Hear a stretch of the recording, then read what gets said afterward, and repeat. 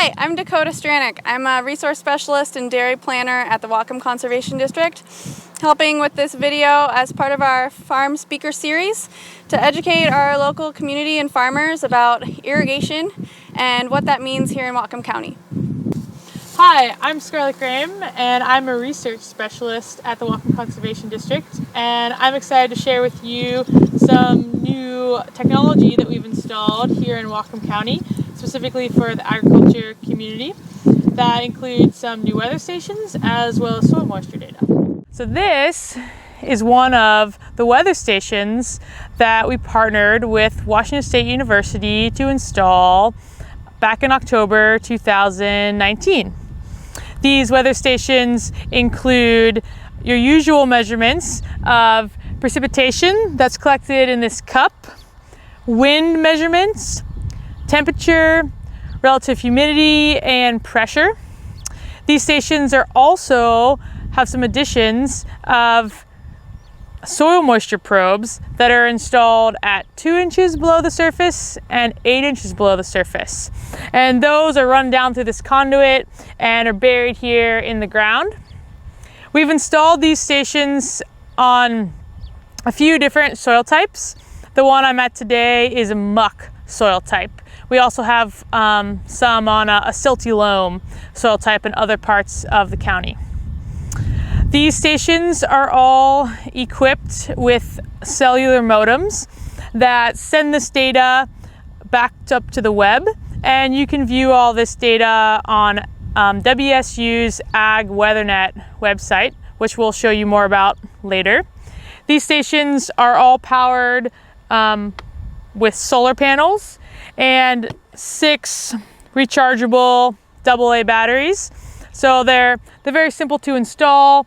And this is just an example of a product that's out in the market right now. We call them all-in-one weather stations. You can buy them, install them yourselves, and use them for your agriculture practices or something like research quality, which is what Ag WeatherNet and the district is trying to use them for. So the big one here that is helpful for knowing when it's time to start irrigating this spring is the soil moisture. So I'm going to tell you a little bit about these probes that we installed. The probes are measuring the soil water potential. That is a pressure measurement that tells you how easy it is for plants to take up water from the soil. The measurements are in a negative kilopascal reading, and so I'm going to give you some thresholds for what that means for your field. Now, these numbers are general numbers, and it matters a little bit what your soil type is. And on our website, we actually offer some more specific trigger values for your particular soil type. So for example, I pulled up on my iPhone app what this weather station was telling me today. And we got a ½ inch of rain here last night, and I'm on muck soil type, and my soil is still saturated at a -9 kilopascals. So we're nowhere near needing to irrigate out here.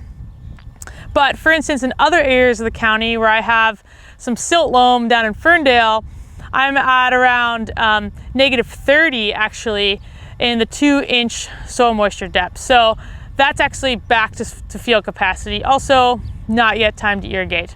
But as you can see, there's a range of soil moistures across the county and across your soil type.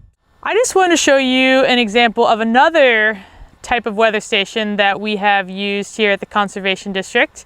This is another all-in-one station that you can buy on the internet.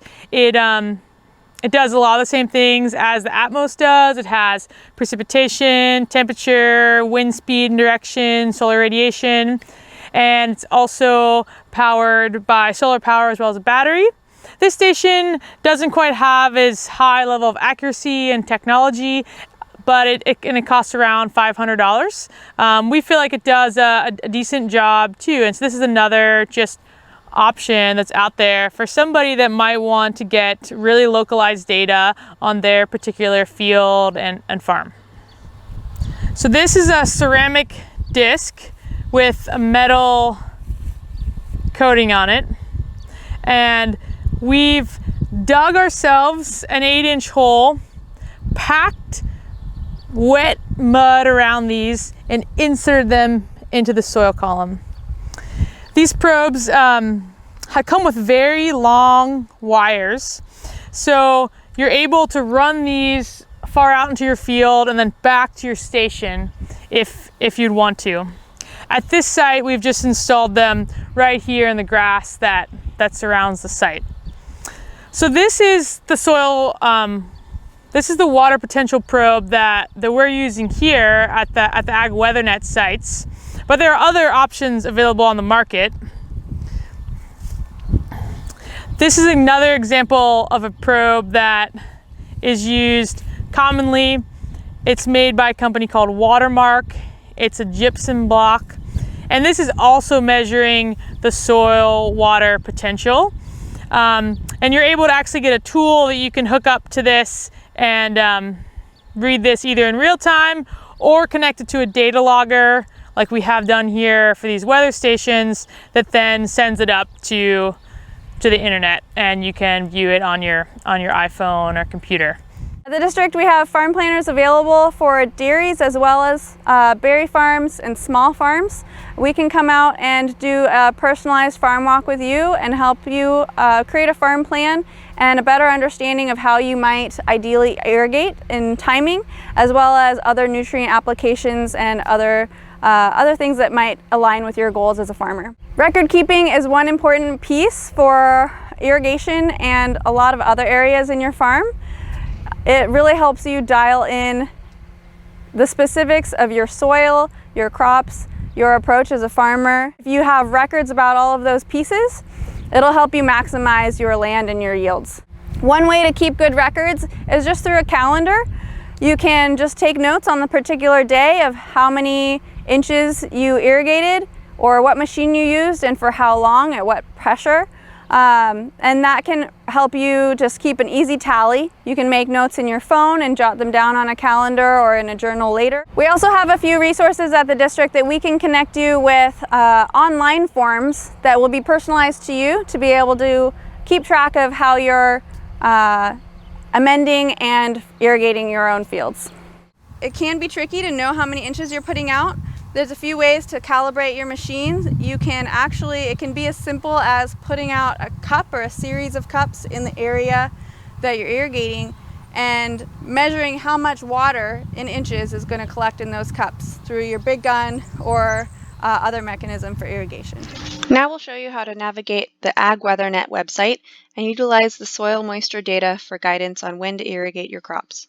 Keep in mind, this data is collected from non-irrigated fields. Once you start irrigating your fields, they will no longer be comparable to this data. And so we recommend using this data before starting irrigating as a benchmark for when irrigation becomes necessary in the spring and for when it is no longer needed in the fall. This weather station data does not offer sufficient guidance for how much or how often to irrigate. However, if you were to install this technology on your own fields, the data could be helpful in that manner with custom information. The Whatcom Conservation District website also has lots of helpful information for determining crop needs, irrigation thresholds, scheduling, and water use efficiency techniques. In order to navigate to the irrigation and water efficiency page, go to Programs, Farm Resources, and Water Use Efficiency. Here you can find all sorts of frequently asked questions and resources for guidance. First, navigate to the site by searching Ag WeatherNet or typing the address into your browser.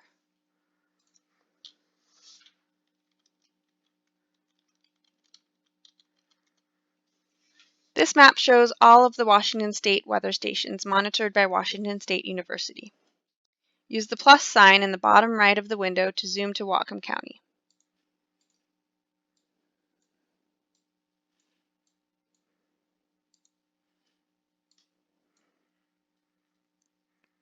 You can see there are 8 weather stations in Whatcom County. 4 of these stations, the ones outlined in white, are equipped to monitor soil moisture.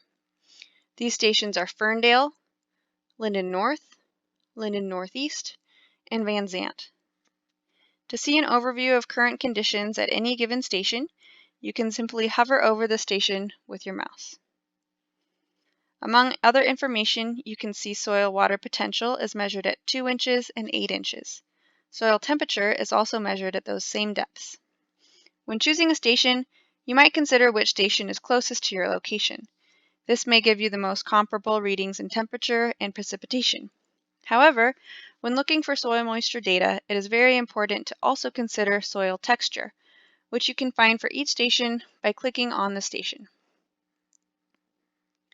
Each station will list that location's particular soil series, as well as soil texture. Soil texture is the composition between sand, silt, and clay. If you are on a peat or muck type soil, you will be best served to choose a station with muck soil, Linden North or Linden Northeast. If you have a sandy loam or silt loam soil, Ferndale is a good location.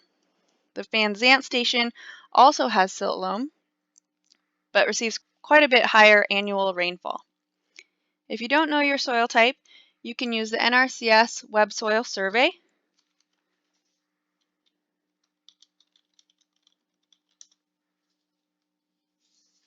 And that will provide you with detailed information about your particular site. You can also utilize a soil test to determine your soil texture. Use this weather station data to observe your own fields before starting irrigation.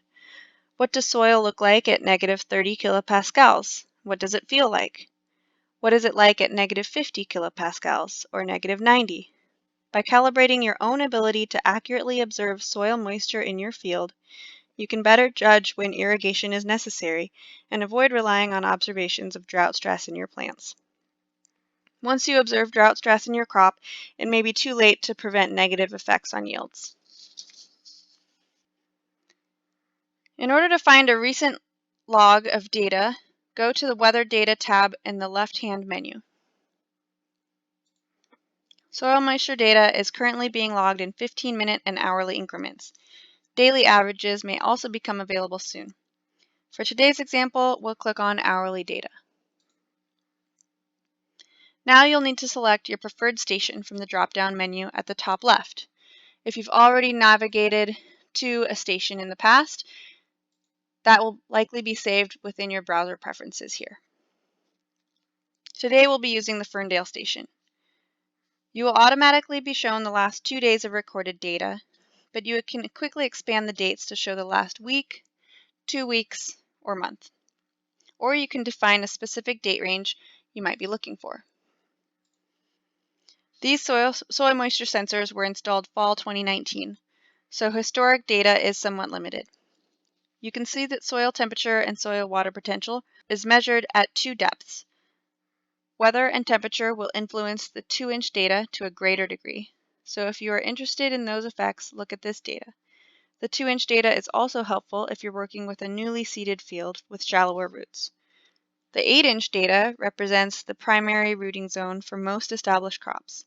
It will be more stable and less affected by short-term weather and temperature changes. If we look at the month of April for the Ferndale station, we can see that the ground started out as completely saturated at the 8-inch depth, with a reading of negative 8.6 kilopascals.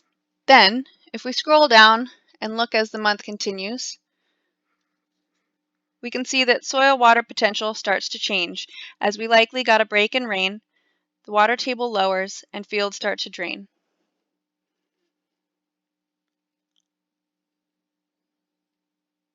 On April 22nd, we reach negative 31 kilopascals. Then it looks like the rain picked up again, and we get back into the teens for the rest of the month. Still not much need to irrigate here in the month of April for this soil type. Now, if we look at May, we see that fields continued to dry out and drain.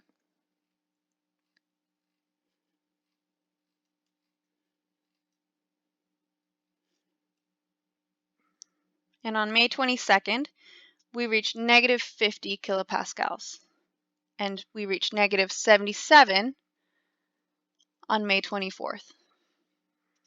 Those numbers indicate irrigation may start to be necessary. If we start to scroll further,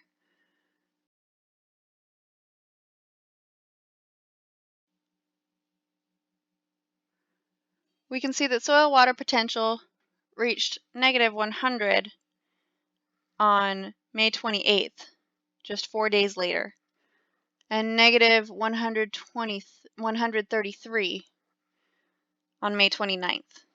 At these moisture levels, crops may start to experience losses in yield without irrigation.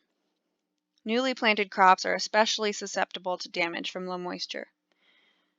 From these numbers, you can see how quickly soil moisture can change in the spring and why the need to irrigate arrives a lot earlier than many producers anticipate.